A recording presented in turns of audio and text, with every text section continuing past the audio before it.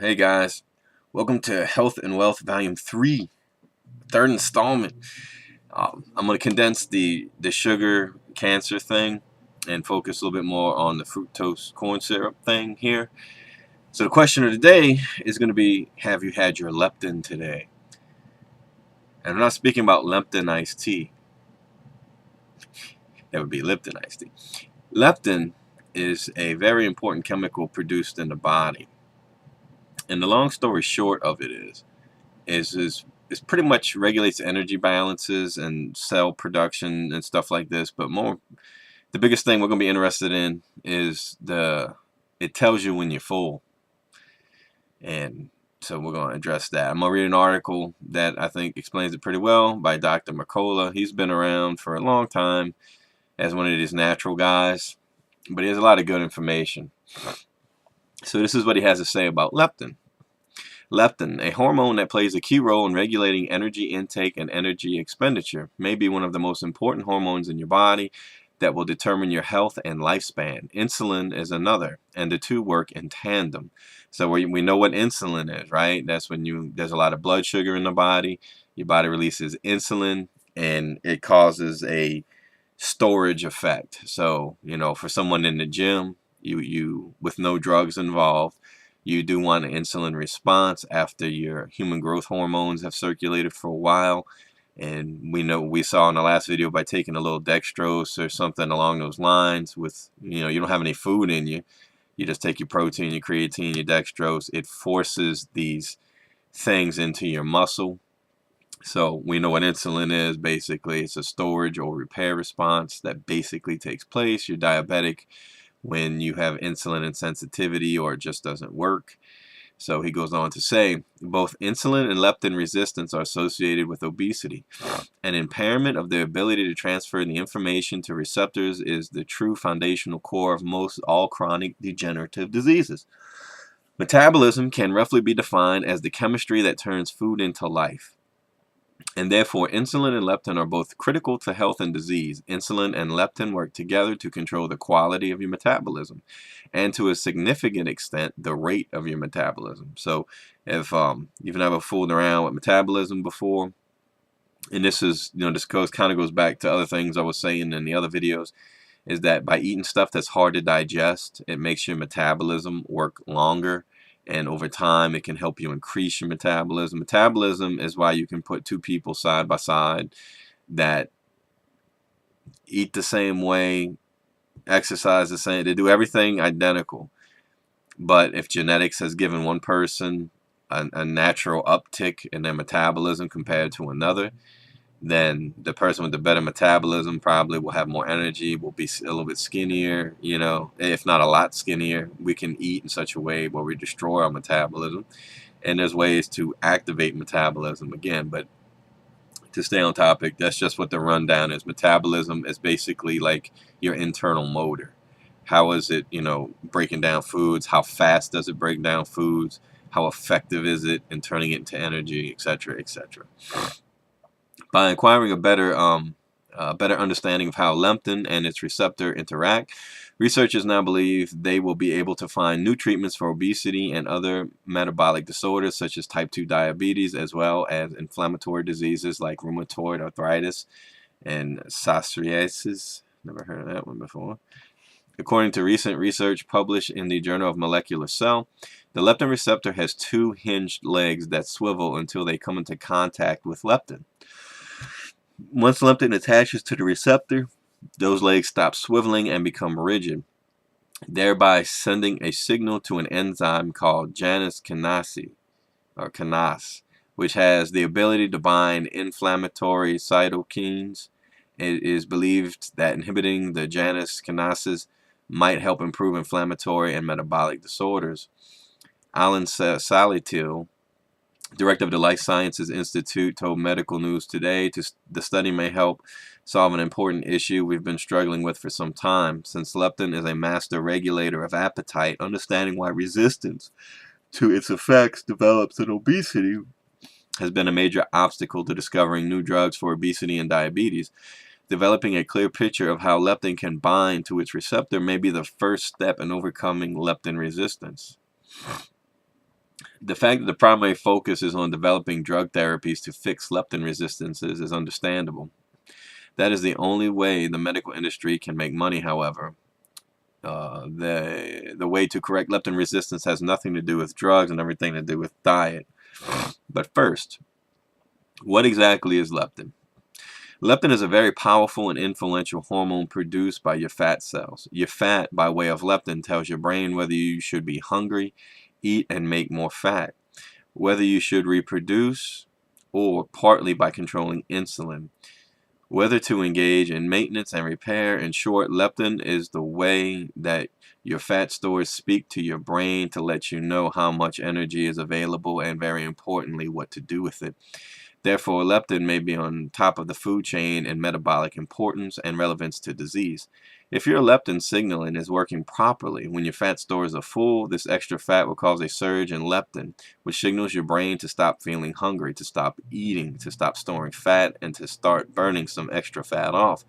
Controlling hunger is a major, though not the only way, leptin controls energy storage. Hunger is a very powerful, ancient, and deep-seated drive that, if stimulated long enough, will make you eat and store more energy. The only way to eat less in the long term is to not be hungry, and the only way to do this is to control hormones that regulate hunger, the primary one being leptin.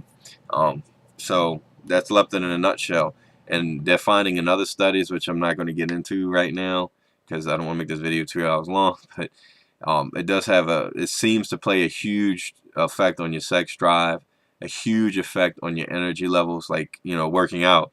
A lot of people don't work out because they just don't feel like it, and that can have a lot to do with leptin. You just don't feel like you have any energy, even though you do. You have the same amount of stored up energy as me or someone else, but you have this inactivity. You don't want to do anything, and it's because the chemical's telling you, or I should say the absence of the chemical. Okay, now this is important. How does this all tie back into sugar and all this other stuff? Let's find out. You begin leptin resistant. You become leptin resistant by the same general mechanism that you become insulin resistant. Okay, we already know what makes us insulin resistant outside of genetics. By continuous overexposure to high levels of the hormone. If you eat a diet that is high in sugar, particularly fructose, grains, and processed foods, the same type of diet that will increase inflammation in your body, as the sugar gets metabolized in your fat cells, the fat releases surges in leptin. Over time, if your body is exposed to too much leptin, it will become resistant, just as your body can become resistant to insulin. The only known way to reestablish proper leptin and insulin signaling is to prevent these surges. The only known way to do that is via the diet. As such, diet can have more profound effect on your health than any other known modality of medical treatment. A strategic whole food diet, as detailed in his free nutrition plan, the emphasis good fats and avoid blood sugar spikes, coupled with targeted supplements, will enhance insulin and leptin sensitivity, so that your brain can once again hear the feedback signal from these hormones. And I've looked over the Marcola thing. It's not a bad diet plan. Like I said, for me, if you look at the glycemic diets, they're naturally going to steer you in this direction. They're going to take you out of the sugary foods. It's just a natural thing because the basis of the diet is to avoid blood sugar spikes, and that helps your body maintain a more equal status quo throughout the day.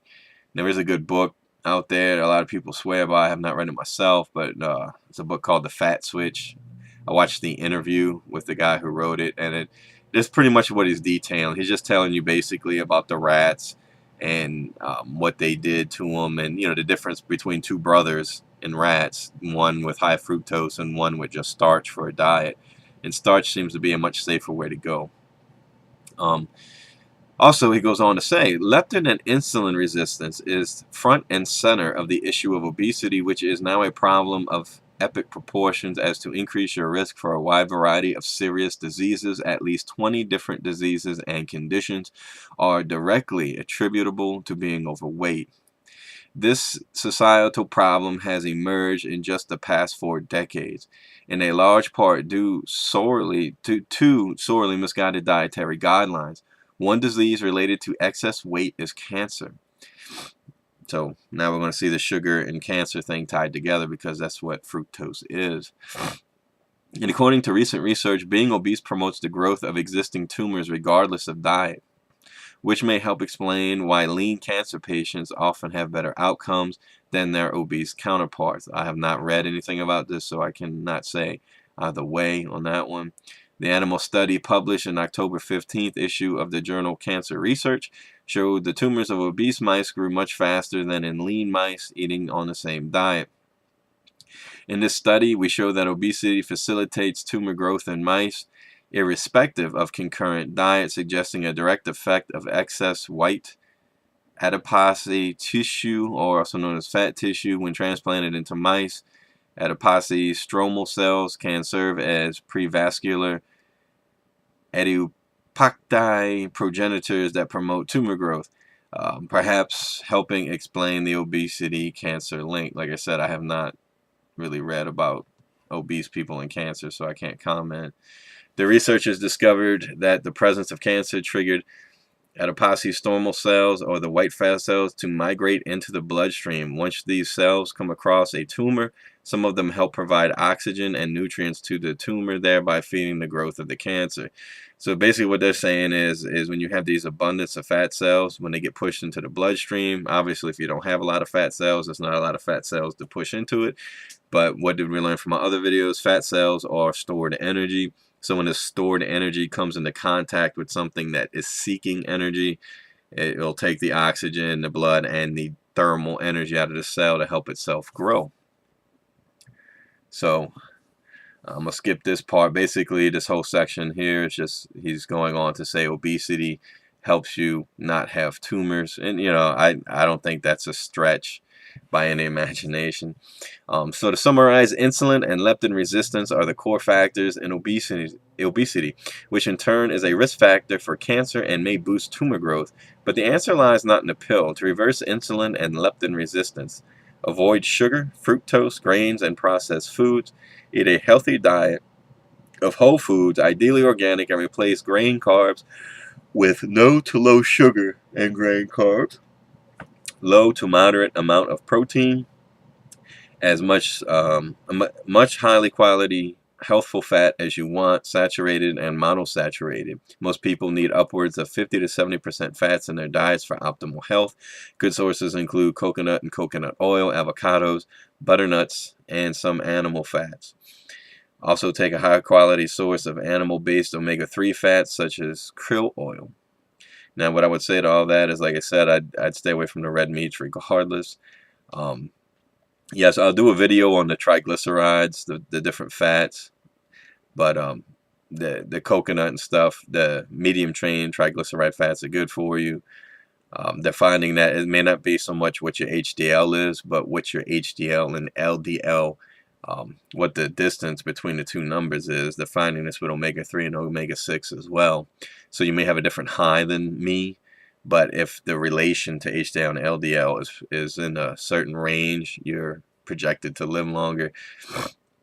Like I said, flaxseed powder, if you're looking to get omega-3, and we're going to go into this too, it'll help counter some of the effects on your brain of high fructose corn syrups, but you can get omega-3 and omega-6 balancing from flaxseed.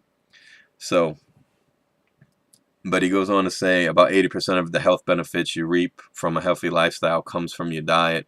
The remaining 20% is exercise, but it's a very important 20% as it acts in tandem and boosts the benefits derived from a proper diet. And I would agree with that. You know, exercise is a smaller part than your diet for sure, but it kind of has like an overcharging effect on everything. It's kind of, it brings everything together. So now the role, and I'm actually going to skip this article because I have a feeling that section went on longer. But the basic thing is this. I will read this one section here. Fructose and insulin release. Okay, this is a study done on obesity. And, you know, the people who eat high fructose corn syrup, basically, are they fatter than people that don't? And the straightforward answer is yes. And you just learn part of that answer is that leptin is forced into the body in such a high amount that your body doesn't recognize it after a while. So you literally keep eating and you should be full, but you keep eating because that signal is in you. And if you want to know if this fact is true, it's simple. Look at your kids. Will they keep eating chocolates pretty much for as long as you put them in front of them? Yeah. But I don't see too many kids who just won't stop eating broccoli. They just won't stop eating carrots. They don't sneaking carrots under their bed and hiding them in their backpacks. Candy, yes. My own daughter. We used to have a setup in this office and everything, and we found a whole stash of candy wrappers when we were remodeling parts of the house. I mean, it was a lot. And kids will sneak candy because it's addictive. And like I said, you don't see them sneaking vegetables, do you? You never busted your kid at 2 o'clock in the morning in her bed eating on raw broccoli because it doesn't have this chemical. It's not addictive because it's a 3 or 4-fold thing. It stops leptin, it screws up your insulin. It's chemically addictive in the brain. It's addictive as cocaine. There's many studies that have pointed this out. So he goes on to say, along with 2 peptides, glucose-dependent insulotropic polypeptide and glucagon-like peptide 1 released from the gastrointestinal tract, circulate glucose increases insulin release from the pancreas. Fructose does not stimulate insulin secretion in vitro, probably because the aforementioned B cells of the pancreas lack the fructose transporter GLUT5. This is all science talk. You get to the end of it and he says thermogenesis, insulin. Okay, this is stuff I'm not even going to bore you with, actually. I do want to give you some things you can do to help deal with if you are eating these sugary foods. Sugar, you could say, is bad. Fructose is much worse. But they have found that there are other compounds that do help offset the effects of these. And obviously, the first one is flaxseed, or anything with omega-3s will help with some of the brain effects. EGCG, which you'll find in green tea, they have found will help offset the effects of the diabetes, the overloading of insulin. It may help slow that down. And they've also found that dark chocolate, and for whatever reason, with its dark, with its lack of sugar, number one, it has a lot of antioxidants in it, and those seem to slow down the effects too. Now there's another trick that I've learned just with helping to stay full and everything. There's pills you can buy, or you can get it in a powder form, or you can just eat more fiber. But fiber can help you also deal with some of these things and slow down your habits, so you're not digesting as much of this stuff. And what would you call it? Psyllium husks. Most people know it as Metamucil. It does come in just straight pill forms. You can take 3 or 4 pills at lunch and take another 2 or 3 at dinner. And the more fiber you have in your gut when you eat, it's going to be harder for your body to digest, so it won't absorb as much of the fat. And there's been many studies of people just on Metamucil. They have lowered their cholesterol because it basically, it's like, think of it as like oatmeal in a sense, but it's ground up much finer. But when it gets into your stomach, your body can't digest it, which is a good thing, because what'll happen is it turns into kind of a gel, like a goopy gel, and it slows down the digestion process of everything it comes into contact with. Now, obviously, you don't want to take this kind of stuff when you're taking, your basic multivitamin or your supplement, anything you're doing to increase chemicals in your body, and it would be much better that if you're forced to eat unhealthy at lunch, yeah, take some fiber. It would also keep things from hanging around your intestine and push it out the other end. And then try to eat a healthier dinner if you can, without taking fiber. Eat grilled chicken or something, and some vegetables and some rice, and eat it. And after an hour, if you're afraid of feeling hungry still at night, then you might want to take some fiber, slow down the digestion process. So that's all I'm going to say on this video. I'm going to cut this one a little short. But that's what fructose will mess up your leptin, something fierce, just like insulin. They said we talked about a couple of things here that can help you offset some of the effects of that. But make sure you know that stuff is addictive, and that's why your kids always will go behind your back to eat candy and stuff like that, because that's what they want to do. They want to see that rise, and there's a chemical, I think it's called KHK is the one they're looking at right now, and they're thinking that this chemical in fructose, and maybe one day they'll take it out, and then we'll have to see what new research says, but KHK seems to be the chemical that's responsible for causing these reactions to take place. So we shall see, but that's your 20-minute look at the chemical leptin. It fuels your life, and it tells you when you've eaten too much, and if you're not responding to this chemical, that may be why you find your children eating and you don't understand why. They just keep eating and eating, and they're chubby or they're overweight. It's because they may be leptin resistant.